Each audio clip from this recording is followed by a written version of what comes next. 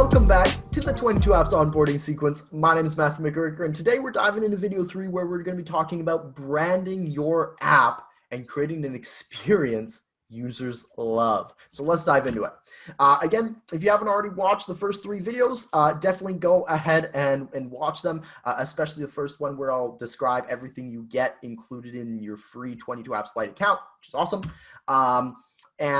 Here we have, in the last 2 videos, we covered your purpose of the app and then the content that goes into your app.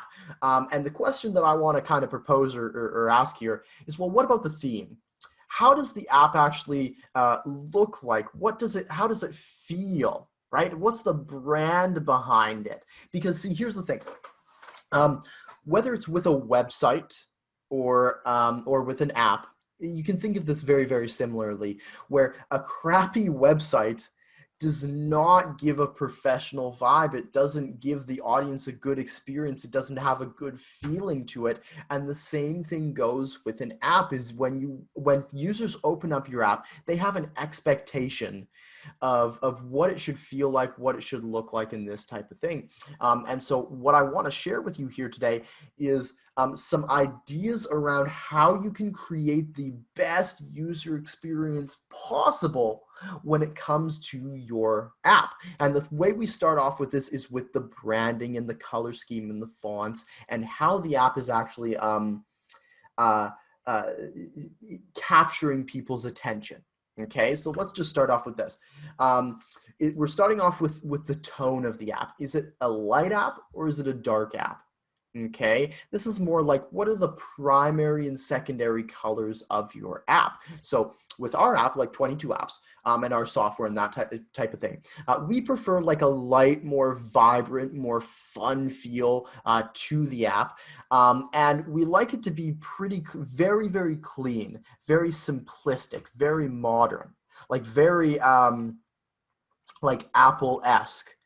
Yet we also like to have a little bit of fun. So that's why you can see here where it says, what are your primary and secondary colors? We add into that pink, and we add the, the top banner and bottom banner of, the splash of colors and that sort of thing. So we like to have our things branded with that kind of funness to it, yet still very clean, very, simplistic. And so the question that I want to ask you is, how do you want your app designed? And if you've already got a whole branding scheme and you've got a branding guide and document and you know what I'm talking about, cool. If you've never really thought about colors or fonts or style or anything like that, you may want to consider it for your app. It's not a requirement. Nothing I say is a requirement. Take that with a grain of salt. Everything I say, I want you to also consider. I want you to also think about. I want you to write down and review. And most of the time, it's good to have a little bit of a theme going on, a little bit of a feeling, so that people, when they open up your app, they're like, I'm in your name's app, right?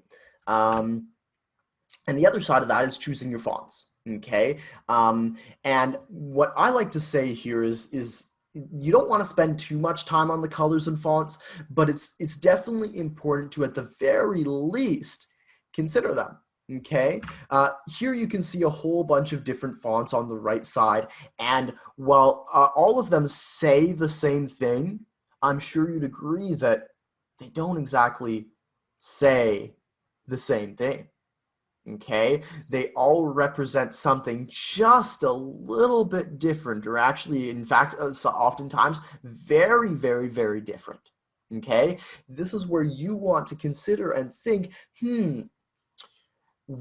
how can I make my app really have the feeling and the tone and the mood that I want? And oftentimes this might look like going over to Google Fonts, just so you type into Google Fonts, and just browsing and looking through the endless library of fonts that they have, which of course are all free.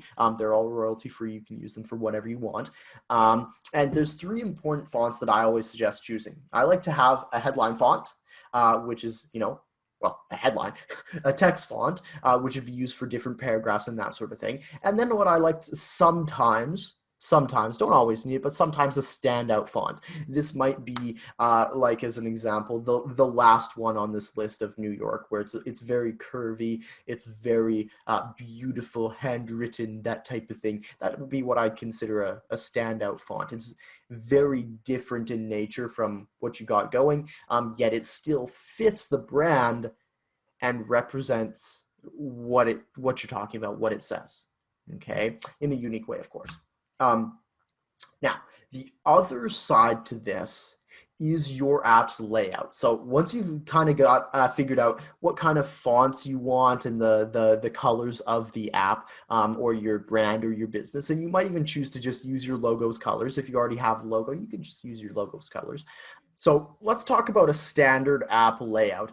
This is an example of how the majority of apps end up being created, as it's a very typical layout. It's very easy for users to understand. People get it. It makes sense. Okay, and so you might be here thinking, well, I've got my purpose of the app and I've got my content, but I don't know exactly how it's going to be all laid out. Well, that's what we're talking about here. So this is a standard layout where it's got that bar right at the top, where it's very, very clean, very simplistic. It often says the name of the app or the brand, or it might even have the logo on there. And then it has the bar at the bottom with different, what I'd call like quick select icons that you can jump to particular screens right there very, very, very quickly, where they don't have to go into the settings menu, just like you can see over on the right side of this screen, where if they click that top button, it opens up that pull-out menu. So what I want to share here is on the left side, where you can see M4 Mastery with the pink and the orange kind of at the bottom. This is where they've designed their app layout to be very, very simplistic, yet in the middle of the screen. So it says, where do you want to focus today? And it has the 4 main areas of their app, which is, do you want to focus today on messaging, marketing, monetization, and media? And when they click that, it opens up different selections of what they can look at. You can see on the second screen is where they have an article that they've written, where it says, you've been friend zoned, and it has a description. And then it says their best solution is whatever. So you can really design your app exactly how you want. You can have it be any way you want. And the important thing here is to start thinking about how you want that to be laid out. On the right side, we have Kathy's app, Kathy Demers, who's super cool. And what Kathy's got going is she has her business success cafe, where people come in and they can learn from different experts. And so where she has what's brewing at the cafe, people can swipe through all the different speakers and events and different things that are coming up over the next little bit. And if they touch the button that's in the top left of the screen, they can open up that side menu, which allows them to select from a whole bunch of different options in addition to the 5 buttons that are at the bottom of the screen. A non-standard app layout, though, would be something more like this. This would be what I'd consider alternative design. Okay, so here you can see an app called Slope, and we've already seen the well-off kind of brand. Slope is an app that you can think of much like Tinder, except it's for entertainment. Okay, where they can actually swipe left or swipe right, or click the X button or the heart icon to check out different entertainment that is in this in the Slope kind of area. So it's a little bit of a play on words. So I don't know, somewhere in the States. If you're there, cool. Let me know in the Facebook group.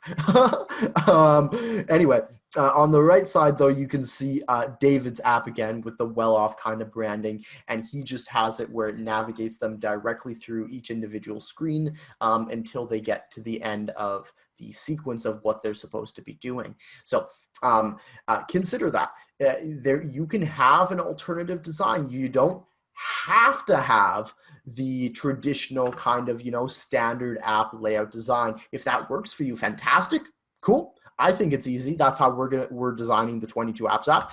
And if you don't want to do that, there's all sorts of other things that you can do. And in fact, I'll make it easy for you, and I'll actually put literally all the examples again below this video, where you can check out all the different app examples and get some ideas on how you want your app to be designed. So your mission, should you choose to accept it, is to determine your app's colors, fonts, and general layout. And once again, I want you to go ahead and share that in the Facebook group. So go ahead and share your branding ideas and the layout ideas for your mobile app in our Facebook group, as we not only want to hear from you, but we also do want to hold you a little bit accountable as well. Right? Maybe you want to hold yourself accountable. Well, being able to share that and come out in the Facebook group can really, really help to make sure that you can easily be able to transition into building your app very, very, very simply, easily, and doing it, in kind of a more fun way. So be sure to do that. We want to hear from you. Once again, determine your app's colors, fonts, and general layout, and I've put a whole bunch of examples of apps below, so you can do that. Oh, and remember, if you're going to be sharing this anyway, you might as well use your affiliate link so that we can pay you for your referrals. And one thing that I didn't emphasize last time was the tier 2 element and how we actually hard code this into our system for life. And in the affiliate area, there's like a video on it. It's fantastic. If you just want to watch that video, that's cool. And basically, when somebody refers, when you refer somebody to the platform, chances are good that based on how our system's structured, we're going to kind of teach them and train them and that sort of thing, and show them how to refer other people. And so now somebody who you've just referred is able to refer other people, and you get 5% of all of that person's referrals as a free user, and then as a pro user, you get 10% on anything that your referees sell. Okay, so as an example, if let's say Susan, I refer Susan. If Susan refers Jimmy Bob, then I will get paid, if I'm a pro user, 10% commission on Jimmy Bob's purchase, even though Susan did all the work. So consider that. Consider that if you get somebody who's like an influencer or has some sort of major impact in the space, if you just get one of those people, I mean, heck, you could pay your mortgage payments based off of their influence, right?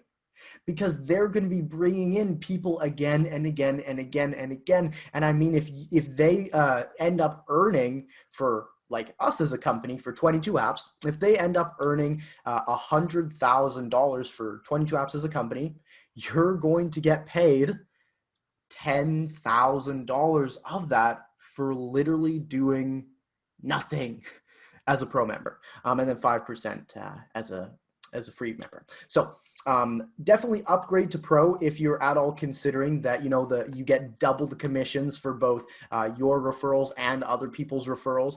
And with that said, I look forward to seeing you in my favorite video, which is video 4, where we're going to be talking all about how to monetize your app, how to actually make money with your app, which I really believe to be the most important part. You don't want a website that kind of just, sits there and does nothing. We don't want your app to be like a website. We want it to be a monetization tool. So I'll see you there. Looking forward to video 4. Take care. Bye for now.